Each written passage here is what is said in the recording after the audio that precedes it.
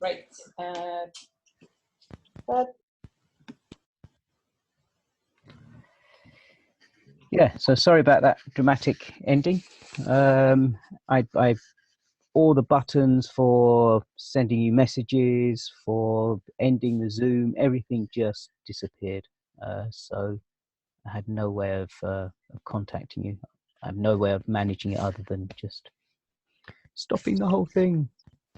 So we've got 2 minutes before the next session. Does anyone want to feed anything back? Any really interesting, juicy little conversations that you had? Anything that came up that you just want to quickly share in these 2 minutes? Well, we were talking about making peace with weeds in our chat room, especially ones that are persistent, like bindweed and couch grass. Very difficult.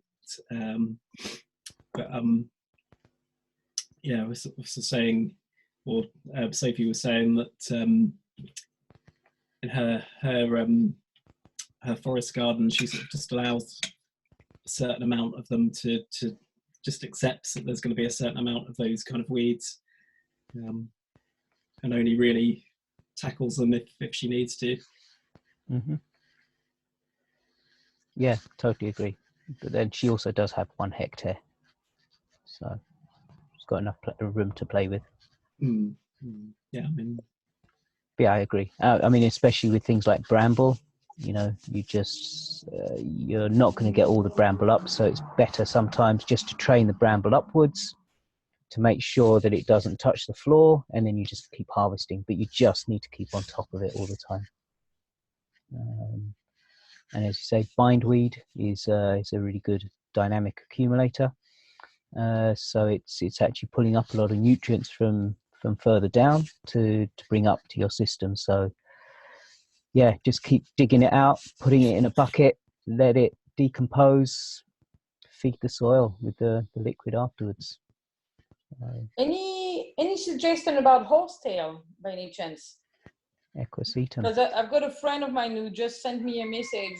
She's desperate. She took some slabs off, and underneath is like a network of horsetail, and she doesn't know what to do to kind of do it sustainable. And I haven't had horsetail problem ever yet, so it's a great dynamic accumulator. It also likes it's full of potassium again. And silicates.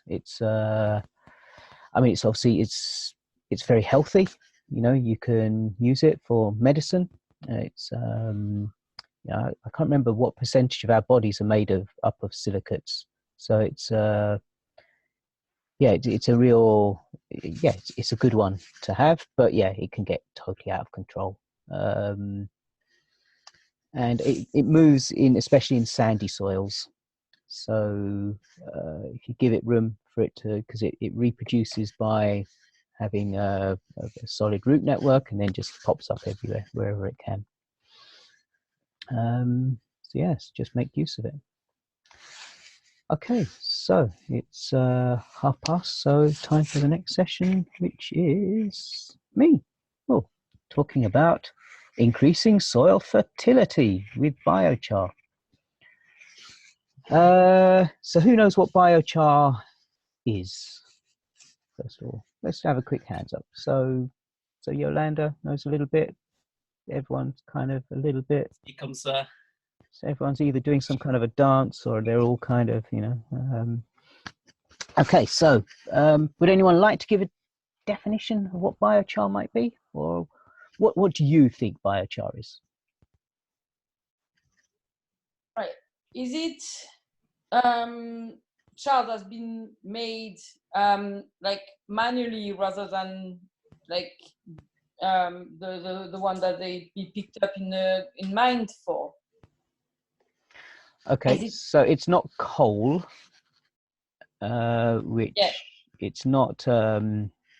It's definitely not coal. Like you know, like fossilized trees with it's massively, significantly different. That kind of coal which people use to burn, you know, steam engines and all the rest of it, has a lot of chemicals and different, meaning not chemicals, what's the right term?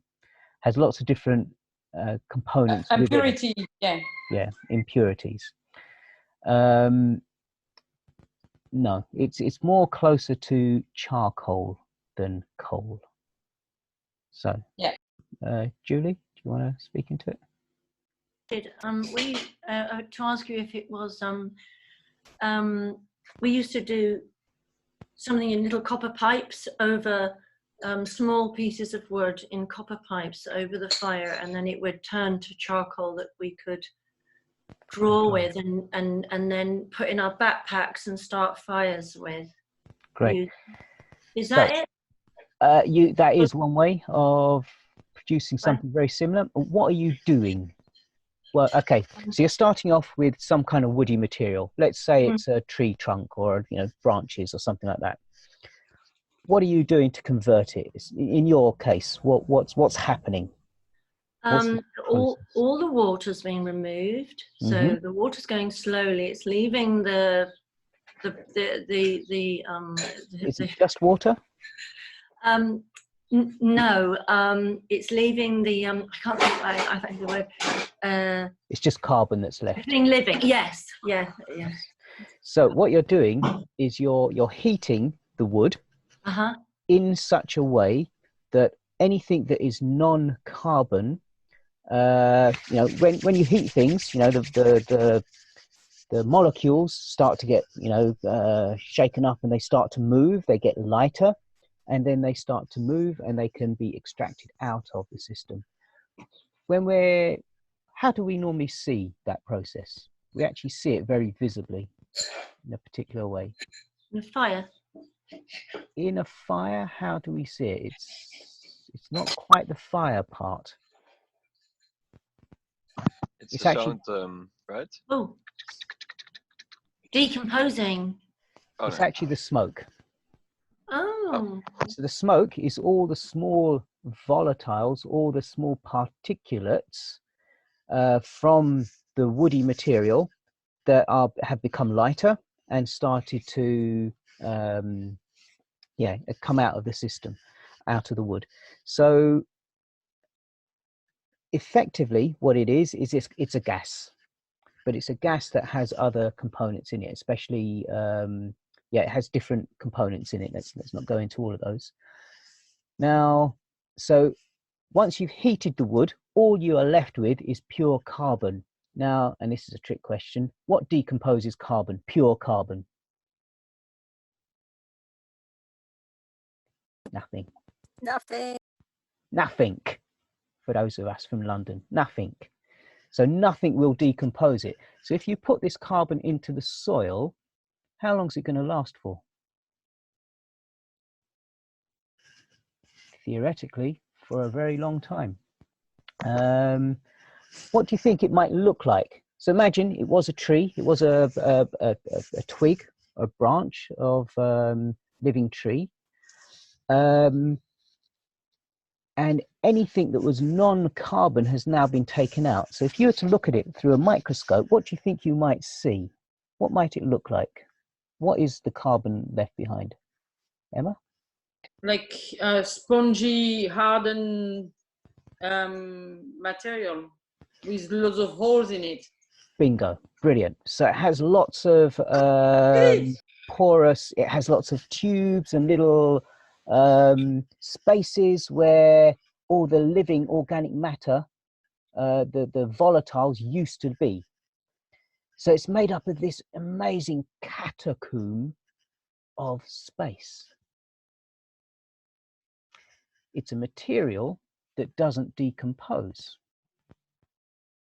So now imagine if you were to put this into water or a compost pile. What do you think might happen? Emma?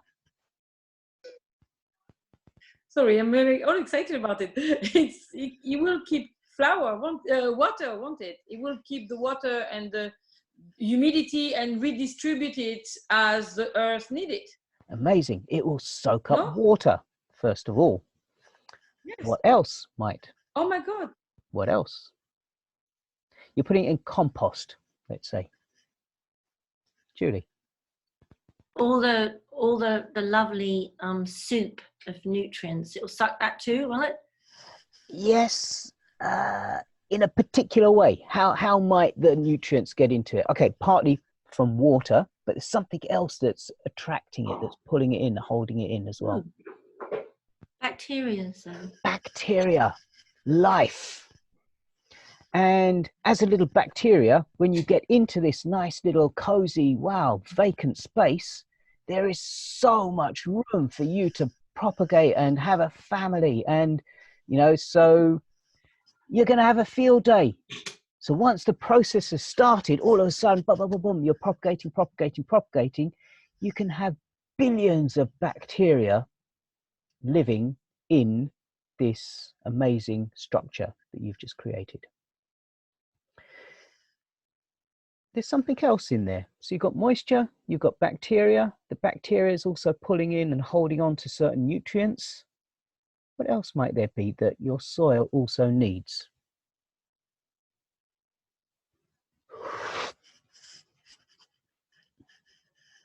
Air? Air. It's got pockets of air in it. So in your soil, what does your soil need to really be alive and really thrive for your plants?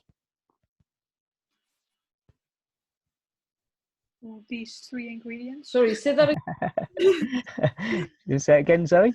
These exact 3 ingredients: the water, the bacteria with the nutrients, and the pockets of the air. Bingo. So your soil needs to have moisture in it. It needs to have, you know, well, let's put it that it doesn't need to, but in order for it to be really good, rich, living, vibrant soil for your plants, it needs to have air. It needs to have moisture. It needs bacteria and nutrients. And what have we just put in there? All these things through the biochar. So, cut a long story short, adding biochar to your soil will really enrich your soil regardless of your soil type. If you have clay, it's going to break it down. It's going to make it more porous.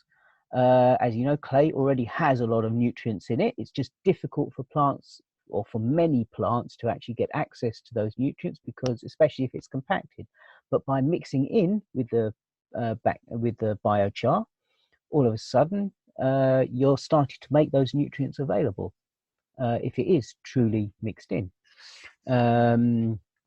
If you add it to sand, you've got some way in which moisture and things can be retained in the sand, and so on and so forth. So regardless of what soil type you've got, adding biochar is actually going to help enrich your soil.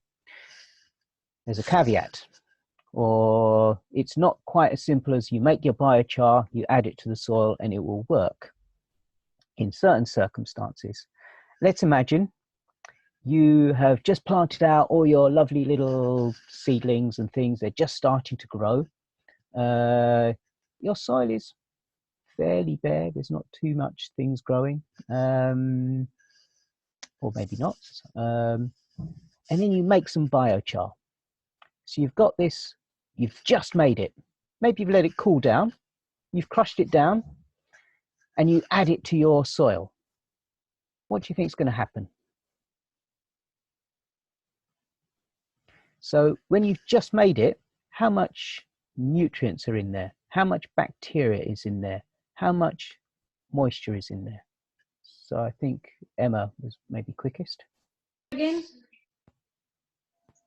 Well, you won't have any of those. And also, can you actually change the pH of your of the ground? I don't know about pH. I don't know about pH. Right, Certainly, okay. if it was ash, it would change the pH, but I'm not sure about that. But the first part you said is what I was fishing for. So it doesn't have any nutrients. So what do you think might happen? It doesn't have moisture. It doesn't have nutrients. It doesn't have any bacteria in there. So you put it onto your soil. What do you think could happen? It will suck it up from it. Acts like a sponge. So it's going to. Where is it going to get the nutrients from? Where will it take the nutrients from? The soil? From your actual soil. So what no longer now has access to those nutrients? The plants? Your lovely little seedlings. So what do you think might happen to your lovely little seedlings? It's not going to happen. They're going to struggle. So what do you think you should do before you add your biochar? The soil. Mix it with soil. Compost it. Mix it with what, Alex? With compost or soil. Effectively, what are you doing? What are you're on that's one technique of doing it. Say again. Feed it with. You're feeding it. Yeah. And in biochar terms, this is called charging your biochar. So what you do is, and there's lots of different strategies. You basically what you need to find is some way in which you can add the bacteria, the nutrients, and moisture into the biochar. So one way, as Alex said, is put it in your compost. What's the pros and cons of putting it in your compost? Or what's maybe the downside of putting it in your compost? Or what do you need to be aware of? You putting your hand up, sheep, or you're just scratching? I'm just scratching. Okay. Could it upset the balance of your compost? If you put too much in. The nitrogen carbon balance. Exactly, your nitrogen carbon ratio is going to be a little bit upset. So you want to add it in small amounts, or not too much, because it's going to affect the rate at which your compost pile decomposes. What if it's already completed compost? Is that a problem? Don't think so. No. So if your compost pile is already done, it's finished, great, add it in there. What else could you do? How else could you add nutrients? Emma? No, it wasn't, sorry, it's not to answer your question. What the ratio that you would use? Like, because we're talking about some twigs and things like that, or are you talking about like much bigger, First of all, I would normally say powder it down. I would powder it down, and I'd probably, in a compost that's active, I probably wouldn't want to put more than 3 to 5%. So if you have 1 cubic litre of compost, you're looking at maybe 5% of it being biochar at the most, especially if it's active. But it's flexible. You just need to see and feel. I don't have any science behind me to tell me that that's right. This is just a feeling. This is just from understanding how systems work. Personally, I don't actually make compost, so I've never tried this out. I have what I call in situ composters, and that's it. I don't make compost. I don't turn things. I don't add water. Not interested in that. Too much work.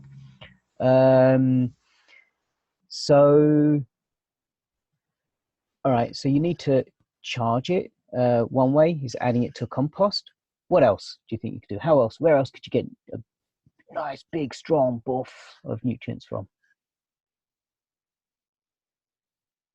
You can pee on it. You could pee on it.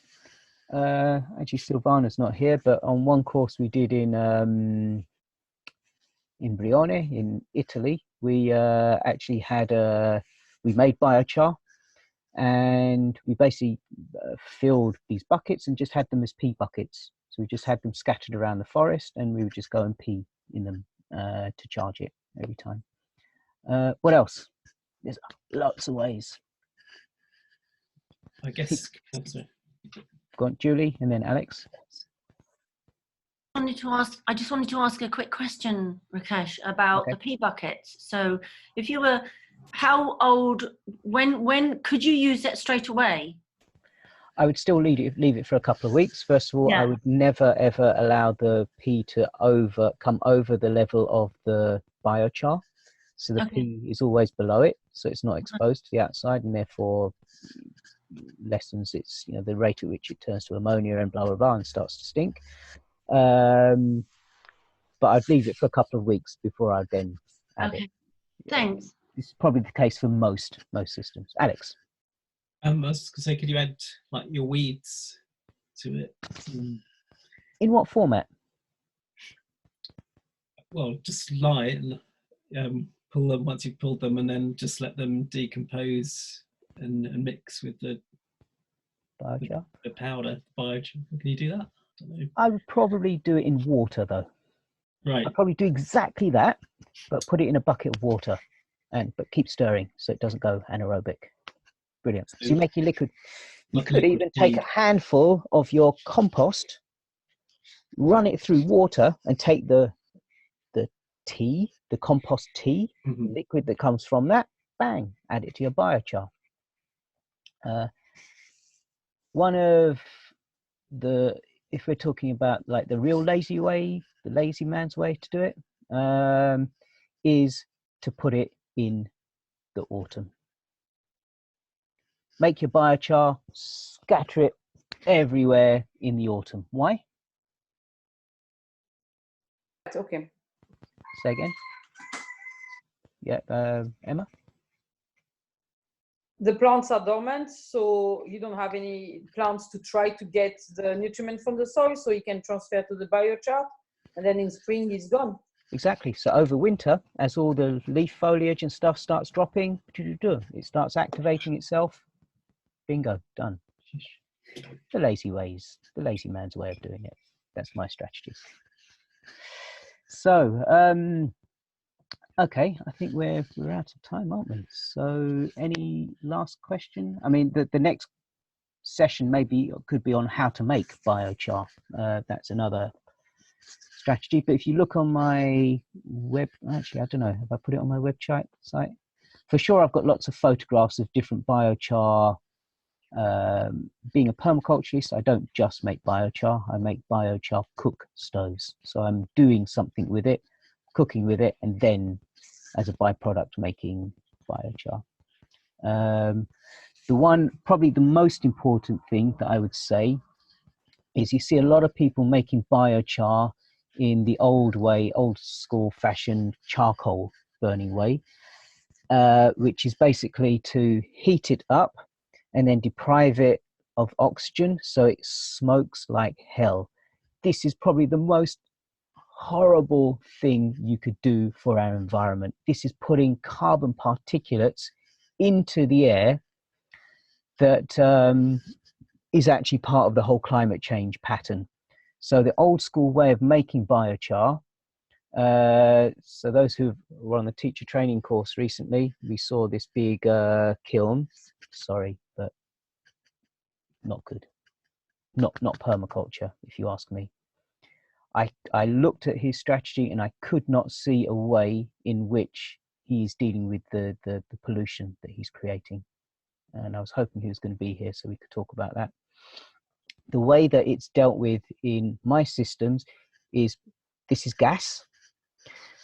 And if you put a spark to gas and have enough oxygen coming in, what do you end up creating?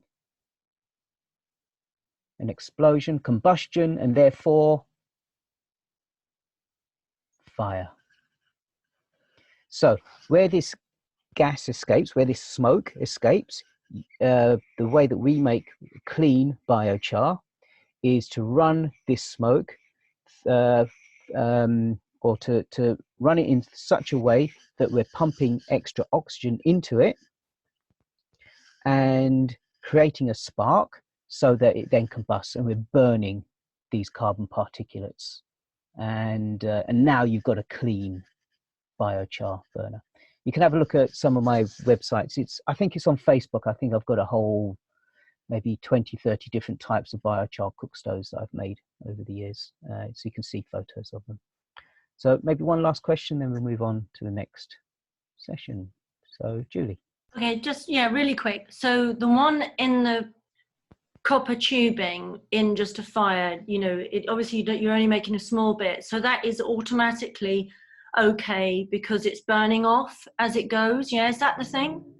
So probably the chances are when the volatiles that are escaping, because it's in the fire, they go through a fire, and therefore it actually gets burnt. If you see it smoking like hell, then yeah, it's no, not. I get it. Yeah, I just wanted to check that whether I could continue or not. I mean, we could continue doing everything, but there are implications. There are implications to it. So, so there's no, as we know in permaculture, there's no such thing as right or wrong, just consequences. Well, it's really important to me that. So, if it's not going to be correct, I don't want to do it. Do you know what I mean? That's why I asked. Good on you. Yeah, same here. Same here. That's why I don't sit when people organise big open fires and just sit around a fire just to sing songs. I don't go there because that's putting so much carbon particulates into the air for no reason other than for our enjoyment. And, you know, there are 3 million people, 3 billion people even in the world, for whom their only source of heating and cooking is wood. It's their only source. It's the only way they can survive. I think they have a much higher priority to do that, to put those into the air, than me just to sit around singing songs.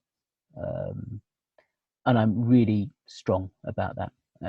You'll not catch me around that fire, and I make a strong point of that. So, but there are ways that you can adjust that fire to be cut to, you know, just look up the term pyrolysis. So, yeah, how to move that smoke back through the fire so that it actually burns. So creating, any burning systems that use pyrolysis, that's the way forward. That's the way to make clean fire. So I think I've overrun a little bit, so I am going to hand over to Yolanda, who's going to talk about the basic principles for society. Yeah, thank you. Well, not that we will have solutions in a short time, but well, knowing that the system we are in now is not working at all, I think we can agree all like it's not working, the capitalistic system, and it won't turn back the same.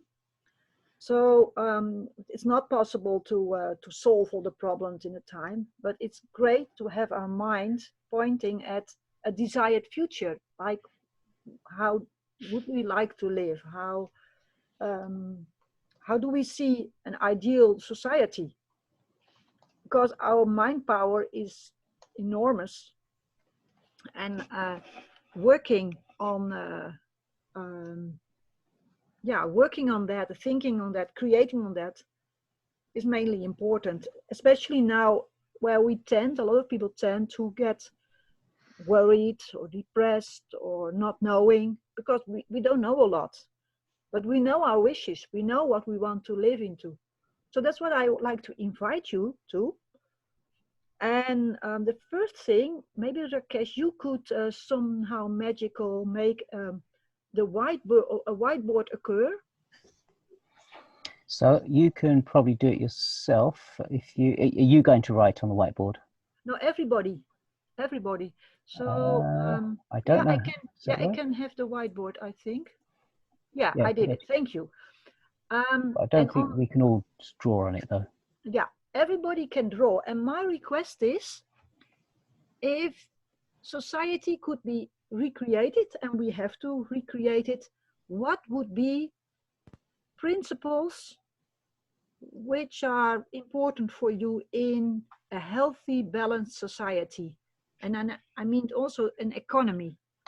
And it's not about being perfect, and we don't have to be significant around it, but play with it and express yourself. And I don't think technically we can write on the board. I think only you can write on the board. No, you can actually. Everybody can. Yeah. I can explain it. You have this, you are viewing, Yolanda, they can screen. Then you see like view options next to it. And if you click on annotate, then you can actually write something down. See? Oh, I see, yeah. Okay. I'm not sure if this also works for everyone, but I think it does. Yeah. So you can try out. Yeah, like that. Well, the best is that you make the energy. text. I'm not sure it works on the iPad. I'm trying to. But it's okay. I can. You I can can tell type someone. Yeah, I'll keep your thing in check there. Sheep, where did you say it was? Okay, you have like this this full screen thing now. Uh-huh. And on top you have the in green, I guess. Yeah. That's green. You see like this text like you are viewing Yolanda Dakin's screen. Next to that, there's like a view option thing with like a little duck here. I don't know what's this English word. You press on that, and then you see like 4 options, actually 5, and then you see annotate. You click on that, and then this menu of Alex, little things starts to pop up, like stamp, blah blah blah, and then you can. I got it.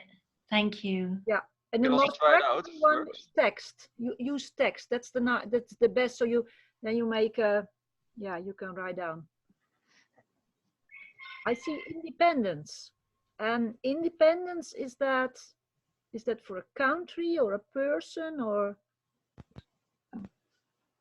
So do you want to remind us, the invitation is to think about what, as we move forward as societies, as we rebuild our futures, what are the things that are important for this new, this new way of living, a more harmonious way of living. And then think of principles, you know. And in a later stadium, I like to invite you to come from these kind of principles to look at different areas of society. And hello you. Knock out borders. Hey, makes me no borders. Open world.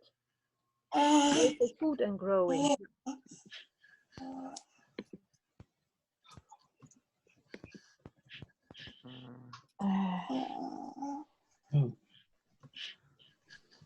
Qu'est-ce que tu fais? Viens là. Well, it's finishing. It finishes in about an hour. What have you done? What did you just do? It's a very skillful move. Did you see what he's done? Instead of just letting go and grabbing it from your step. Right. So.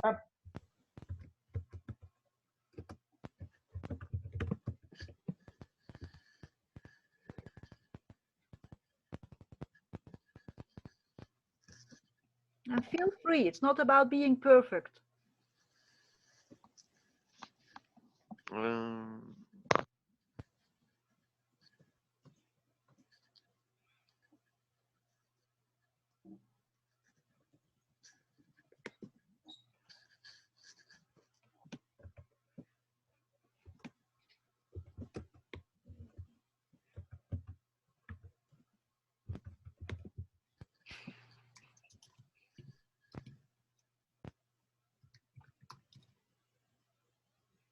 What is experiential values? So things like, experience being valued over kind of monetary value. So things like art, for example, and cultural experience. Just that there's space for new things, for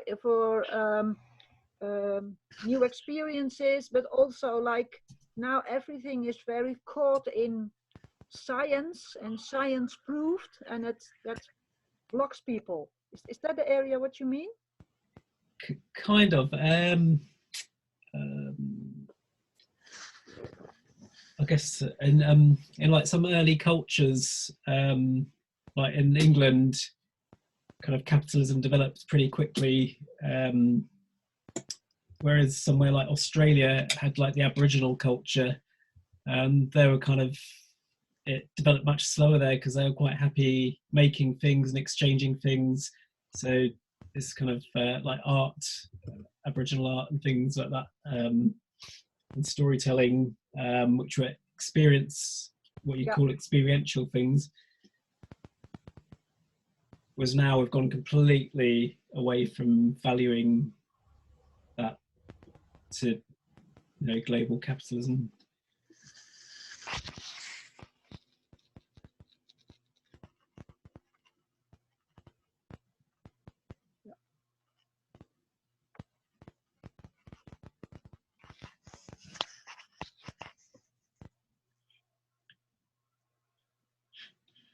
Oh, nice.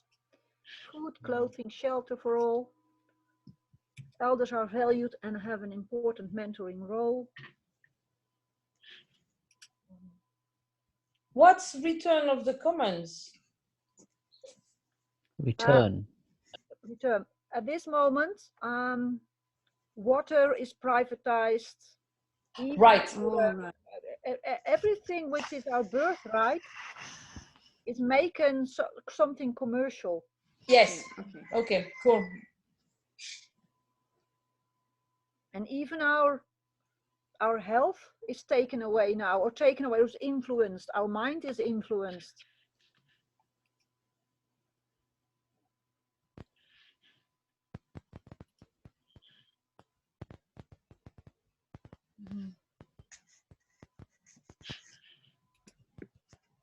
Great.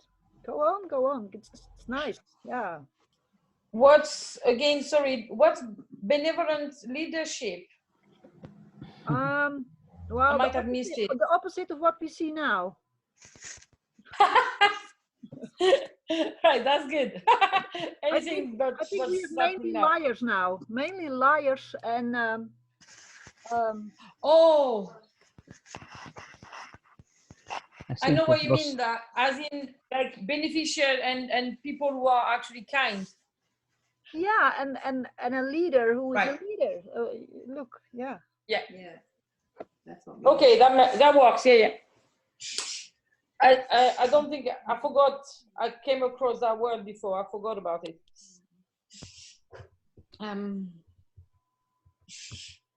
Rakesh, privatization. What do you call it? No private. Privatization.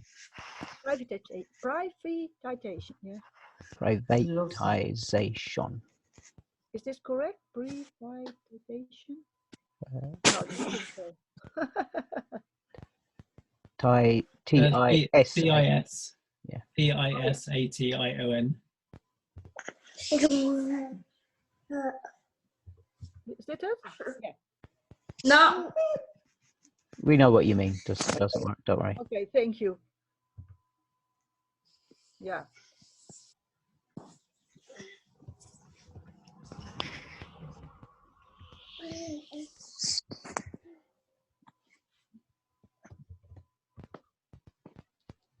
Okay. No, I just posted something in the chat because I don't know if somebody picked it up or not. I'm on it. Yeah, can you see it? What is written down? Yeah. Well, I'm gonna edit soon. I'm first gonna add like a example picture for the Democratic Federation thing. I don't know who wrote that. As a vote picture, besides real and as a serious. Who is she? Oh, she's the leader of New Zealand. Ah, I thought so. I didn't know the name, but I was just kind of joking, but she's an example of benevolent leadership. Yeah.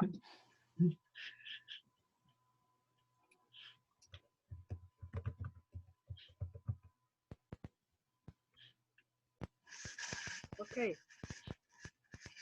Resources valued.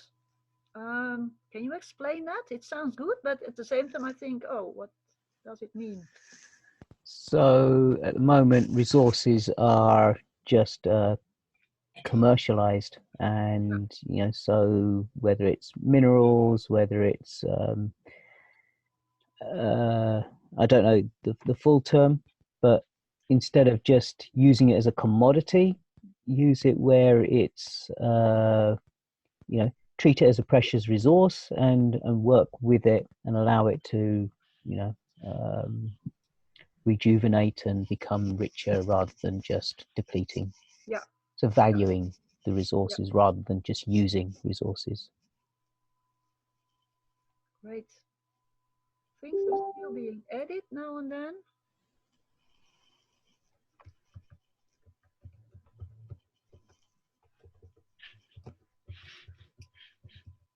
Why is Jacinda Ardern as a world president, though? It was a that joke, was just- Chacha. All right, I hope it's Just a joke. joking. My God, this frightened me. By the way, I'm just sending my payment for this. Sorry. Mhm. I just thought I was in a horror. Well, thank you for bringing in those beautiful things. And of course, these are not like principles, but it's it's to have an idea what we're up to. Is everything a little bit there, or areas? Finance? Did we say something about finance?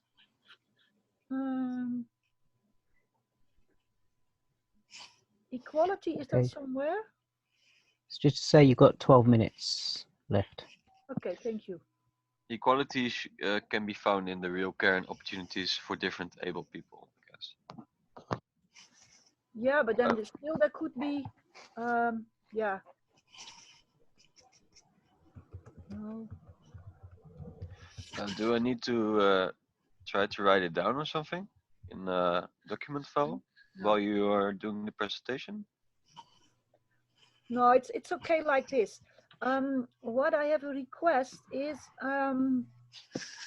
is somebody, well, there are different areas. There is, if you look at health and wellness, I'll ask you to put in the chat if you like to talk more about health and wellness, or maybe about government and organization and economy, or maybe more about education, childcare, and care for everything what needs support and development, or more agriculture and the commons. Could you place in the chat what you like to talk about, and then we try to form groups from that. All these times are okay. Well, seeing the time, it goes faster than I anticipated. Yeah, expected it, but that's no problem. It needs time. Does somebody have an idea who comes from a background, maybe healthcare or maybe agriculture? What would be the effect of these desired future parts on your topic? What can you see? What would change if you compare it with now? Can somebody say something about that? Well, education-wise, if children and adults are offered the opportunity of proper and real education, not something that's been digested by generation prior, and with all the historical bias of white population and everything. If we do have a proper education, then it would give free thinking, and then a new generation of children and adults that would actually achieve their real potential, and so it means a whole different society at the end. Yeah, a complete new generation. Yeah. I mean, as a permaculture teacher, very often, as a permaculture teacher, I'm often in front of people, and I kind of feel like a fraud, for the simple reason that the stuff that I'm talking about is so obvious to me. It's so clear, and yet it's shocking how few people really see it. How few people actually really can genuinely think for themselves. Everyone, the education system has really dumbed people down and put them up on a pedestal, say, oh, look, you've got a PhD in this, you've got this, you've got this qualification, but actually their ability to really think and understand systems and understand what life is about is so limited. And that's what I mean by real education, is to give people an opportunity to really genuinely think and see things as they are. Is there then something, Rakesh, I can hear it, is there then something, and it's at this moment is very obvious that a lot of people don't see what's really happening and what's really the thing beside that silly virus. What do you think? Are there maybe principles or phrases which are, we don't see it, and it's also not on the chart, on the whiteboard. So, are you asking me that question? Yeah, I'm asking you. Can you see, is there something missing? Because it's in your face, and at the same time it's not mentioned. Actually, there is no freedom, there is no equality in that everybody can develop their maximum, can thrive maximum. Mm-hmm. And it's not about having and accumulating things and stuff, but about being completely human and living fully. Again, this is what when I said value diversity, that's kind of what I was meaning. It's about diversity in different ways of thinking, different ways of being. Yeah. In every aspect of the term of human existence, as well as of animal and insect and plant diversity, but just really seeing and understanding how and why that diversity really brings richness. Yeah, yeah. Is there somebody who has a question about one of the phrases, what somebody means with it? Is everything clear? What's standing there?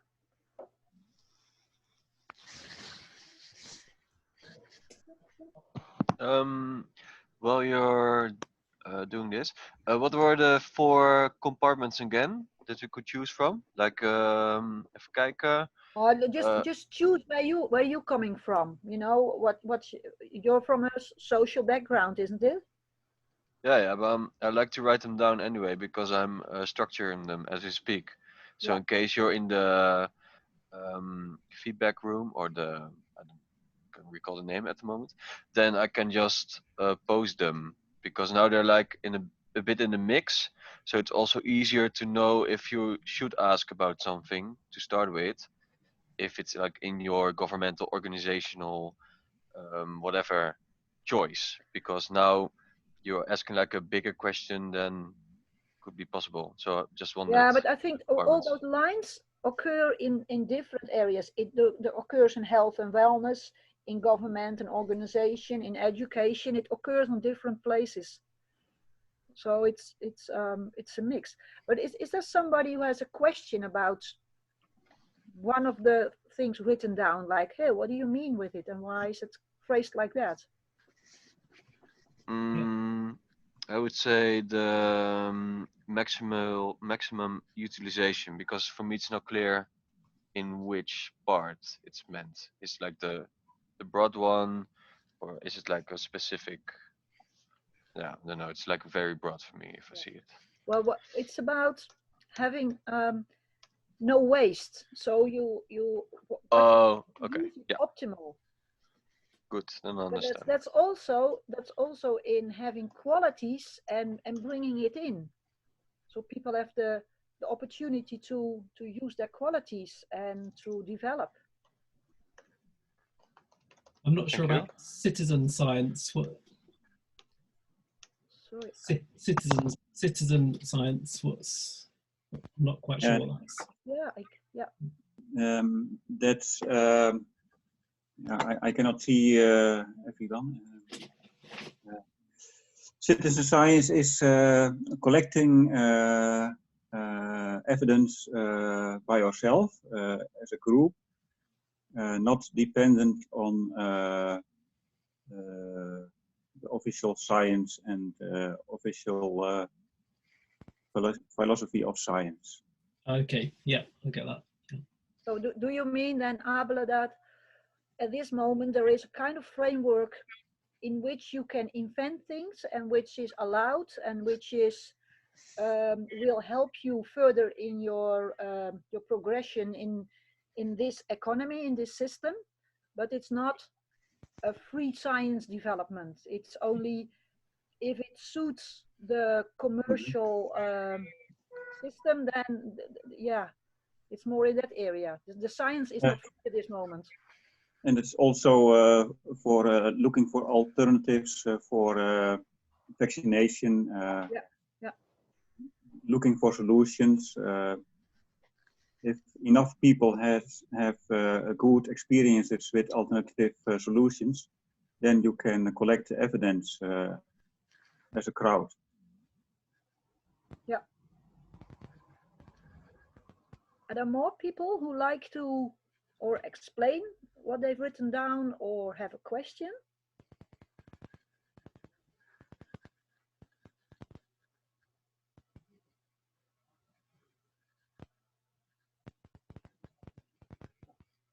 Because I think there are whole worlds behind every phrase.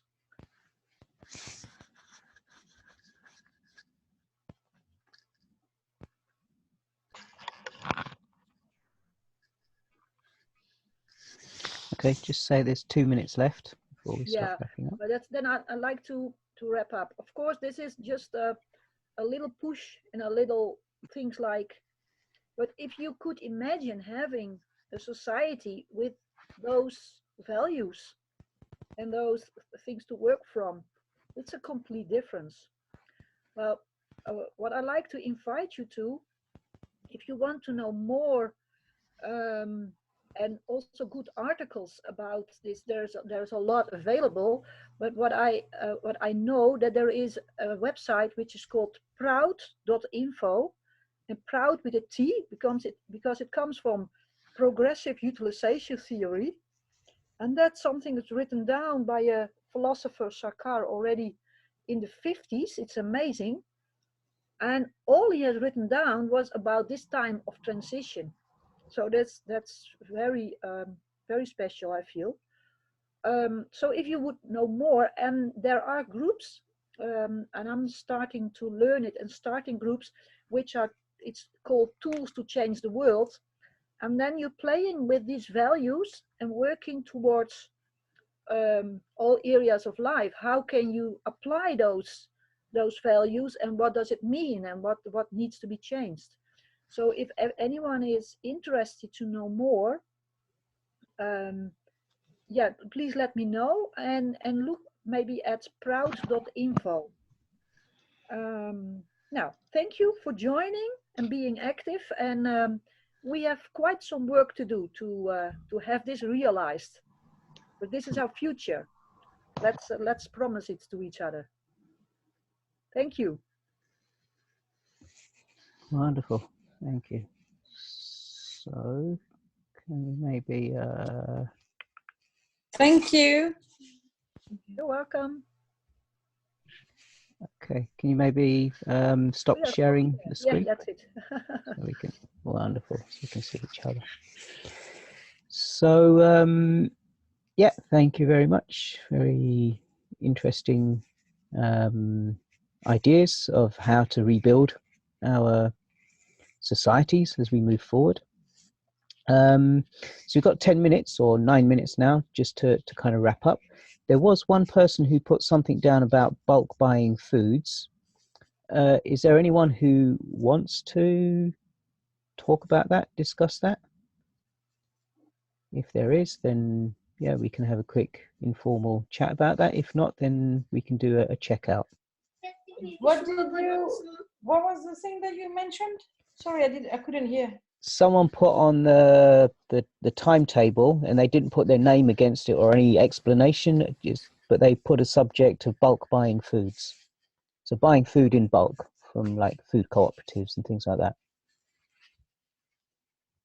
Oh, okay, because I mean that's something I've set up many food co-ops, so I can talk into it. But yeah, you can do that.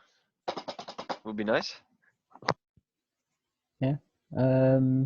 Or would people prefer we just do a checkout what we learned, and we've got 8 minutes.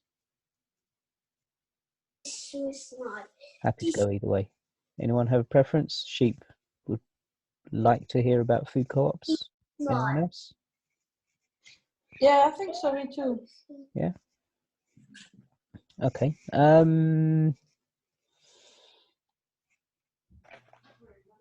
From a permaculture perspective, the first thing that I would always be thinking about is for people to be getting their basic needs met as close to home as possible. So the first thing we need to be looking at is, can we grow food in our own gardens? If we can't grow it in our gardens, can we grow it in community gardens? If we can't grow it in community gardens, is there like a local farmer, for example, that's producing stuff? So we try to make things as close to home as possible first. But in many cases, that's just not possible for whatever logistical reasons. And so another alternative is to look at creating food buying cooperatives. So, for example, so what I've done in many places, and there's two very distinct types of food cooperatives that I would set up.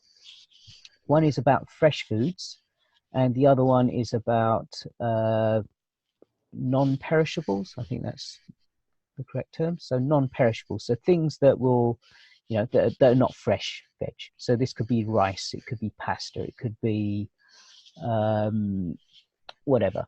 And that's probably the easiest one to set up, for the simple reason, and that's typically when I start a project, that's the first one I'll go with, for the simple reason that very often it's very difficult to find the right number of people to get together to make it worth your while creating like a community supported agriculture project, or to basically go to a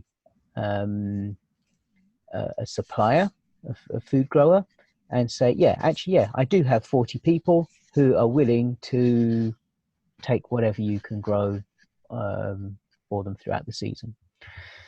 And because especially, you know, some people may be around for a while, then they're not around, and, you know, circumstances change and what have you. So it's actually quite difficult to get people together initially. So instead, what I do is with the non-perishables is we typically find a supplier who we feel are ethical. And the two that we have in the UK that I use mostly is either Infinity Foods or Suma. Mostly I work with Infinity because they're a little bit closer to London than Suma. Suma are in Manchester, Infinity are down in Brighton. And also I find both of them are cooperatives, so they are cooperatively run. They're also very, very responsible in their buying patterns and very transparent. So if you ask where something has come from, they will give you the full background to it. So if you have some kind of a policy, we're not going to have anything from a particular country, or we don't want anything that's been flown in, or something that's been shipped a certain distance away. We only want, you know, things that are local and you can have those conversations, especially with Infinity.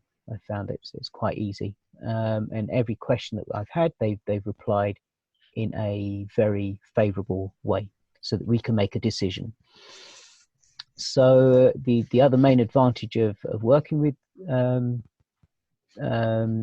suppliers like this is you don't necessarily need to put an order in every week. You can maybe do it every 2 months, you know. So it means that regardless of how many people you have, when you have enough people in your project, you put an order in. If there aren't enough, okay, you don't. And very often they'll have a certain amount of, if you buy a certain amount of food, or a certain amount of, you know, financially a certain amount, then we'll deliver it to you for free, and so on and so forth. So yeah, it gives you a lot of flexibility in what you can order. So, but it's up to you as an organization, as a group, to work out your ethics around that.